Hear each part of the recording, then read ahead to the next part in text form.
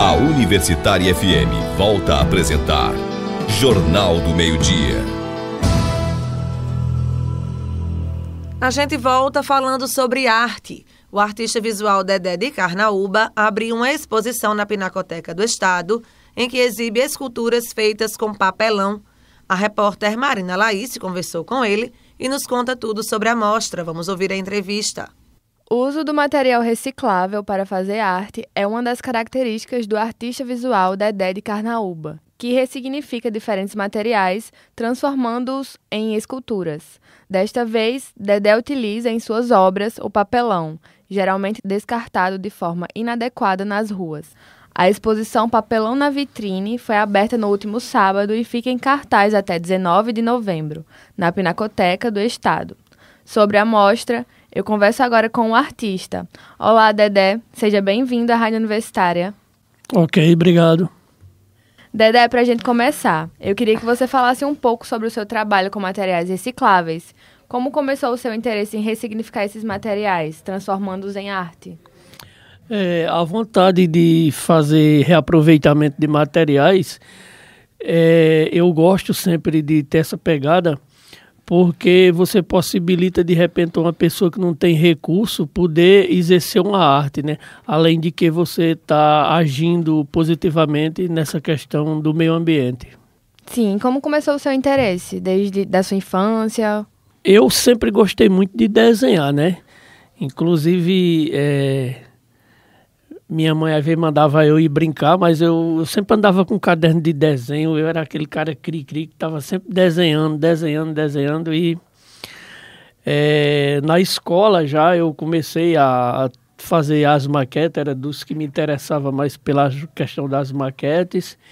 E quando eu fui trabalhar mesmo com arte, foi na Praça Padre João Maria. Eu tinha um emprego que era perto e antes de pegar no trabalho eu ficava lá, que lá tinha uma feira permanente, né? E os caras também ficavam manuseando alguns materiais e foi lá que eu vi o cara mexer com argila e deu vontade. Então, minha primeira parada assim de meter a mão na arte mesmo foi a argila.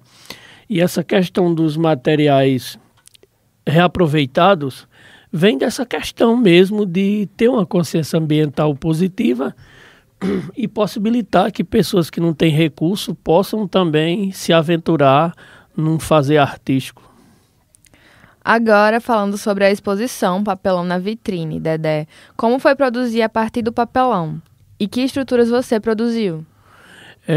A primeira vez que eu trabalhei com papelão foi em 2001. Em Carnaúba tinha-se a vontade, por ser uma cidade de histórico de arte sacra, de ter um presépio grande, né? E tempo pouco, grana pouca e pouca gente para ajudar, então a gente foi fazendo o papelão. Aí, por necessidade, né? De rapidez e várias outras coisas. E a gente fez um presépio grande de papelão.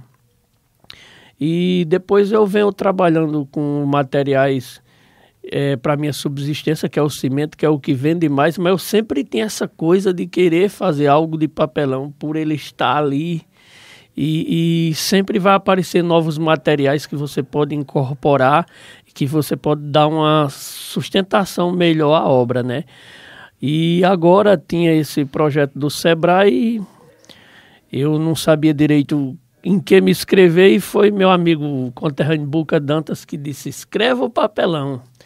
Cara, o Sebrae é um troço elitizado, o papelão. Ele disse: cara, mas é porque tem também a questão ambiental. Aí fiz a inscrição do Papelão na Vitrine, eu nem acreditava que fosse aprovado, e foi. E eu pus lá 15 esculturas, que eu sou meio guloso nesse sentido, né? E o prazo é bem prensado. Mas eu tenho um galpão cheio de coisas começadas, que eu tenho muitas ideias, né? E me vali dessa tranqueira que eu tinha, né? Todo esboço que podia ser encaixado, eu fui arrastando do galpão e dando uma definição melhor. Sobre o que são essas esculturas e o que elas representam para você? Representa a história, né? A história do povo seridoense, a história da musicalidade. Tem uma bezendeira que foi minha vizinha, eu acho que é uma história fantástica dela, e trouxe essa representação através de escultura. E coisas assim da minha memória de infância, né? O carro de boi,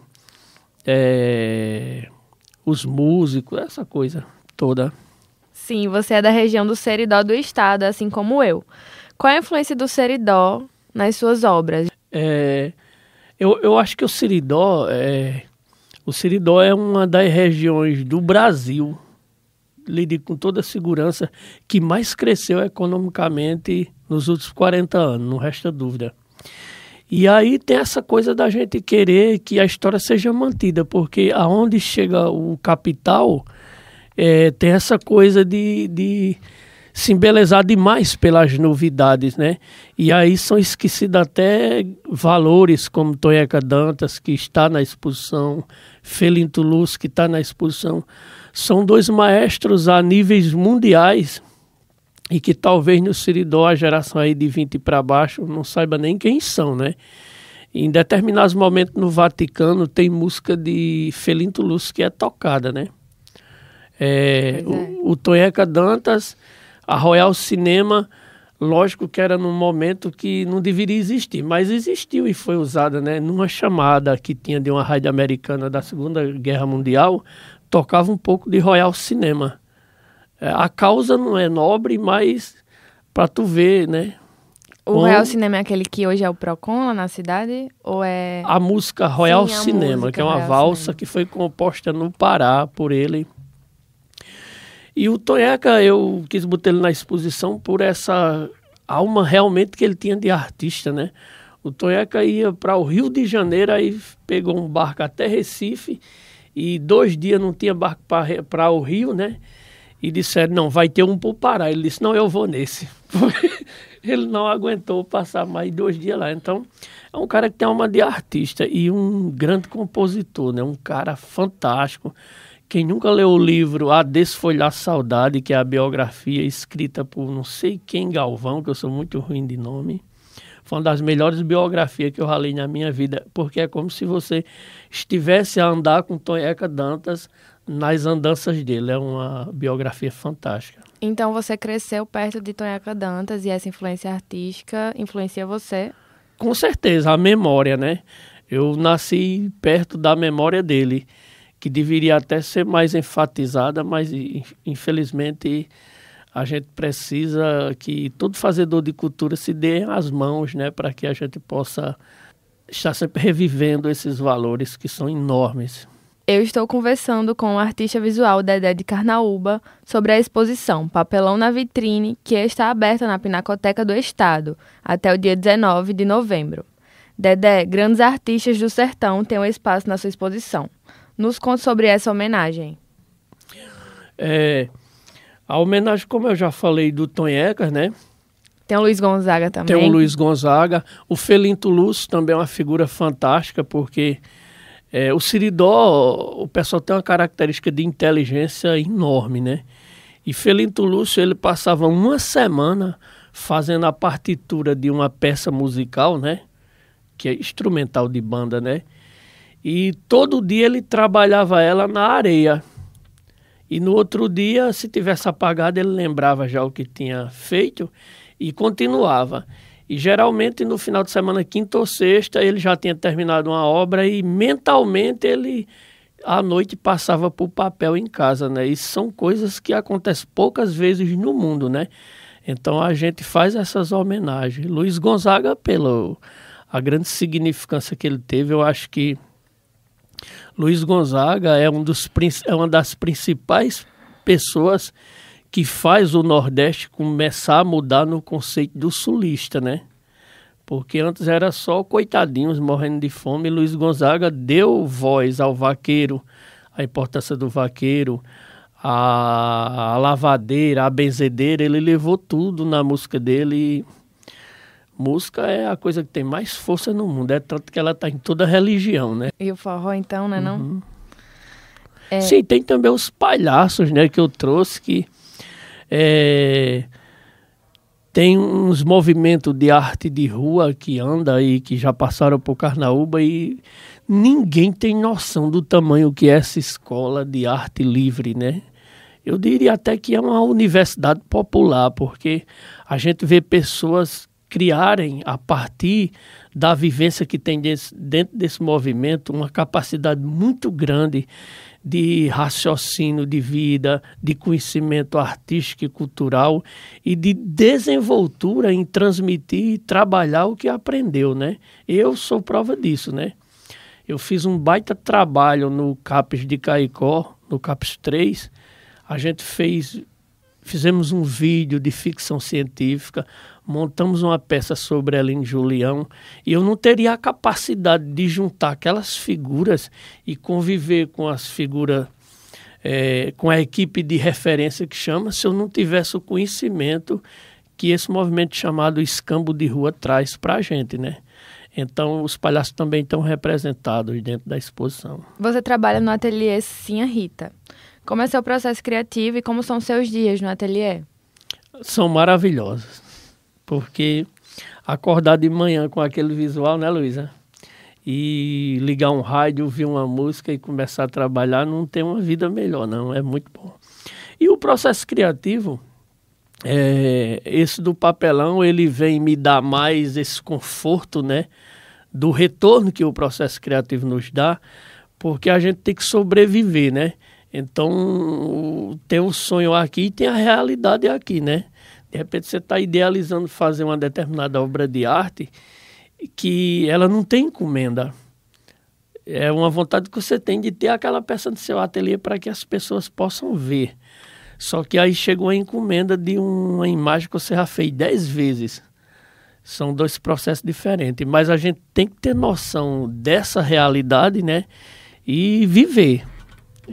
Tirar um tempinho para o sonho e um tempinho para a realidade. O ateliê, eu comecei em 2009 e essa história é muito engraçada porque eu morava no centro, numa rua bem estreitinha, e eu tinha trabalhado numa cidade chamada Serra Caiada e o pessoal da banda de música foi para lá, eles me conheciam. Então, tinha um grupo de cara que já era maior, que tinha trabalhado comigo, doido para conhecer a minha casa. Quando chegaram lá, um olhou para mim e disse, mas rapaz, isso é sua casa? Eu digo, é.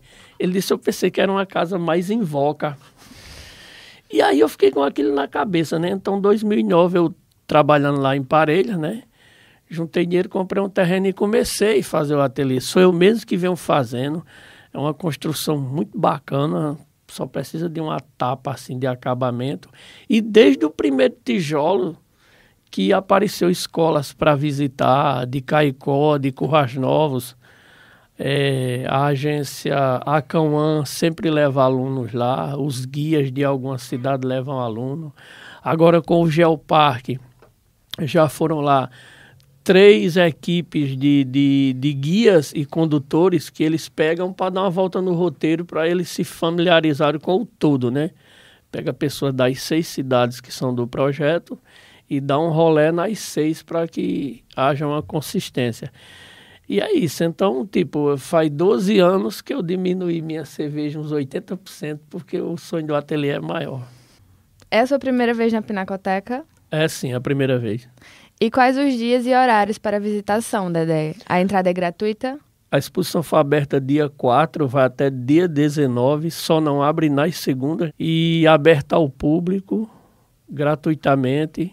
E, inclusive, se tiver alguma escola que queira agendar uma turma para visitar, para que eu possa falar do processo, a gente combina uma data. Sim, pode convidar os nossos ouvintes também da Rádio Universitária para a exposição e pode falar sobre onde a gente pode ter mais informações. Uhum. Ateliê Sinha Rita é o Instagram, né? Aí www.ateliersinharita.com é um site com toda a história do ateliê, com todas as dificuldades, todos os sonhos que a gente teve e tudo que a gente já conseguiu. E é isso, né? Ok, eu conversei com o artista visual Dedé de Carnaúba sobre a exposição Papelão na Vitrine, que está aberta na Pinacoteca do Estado até o dia 19 de novembro.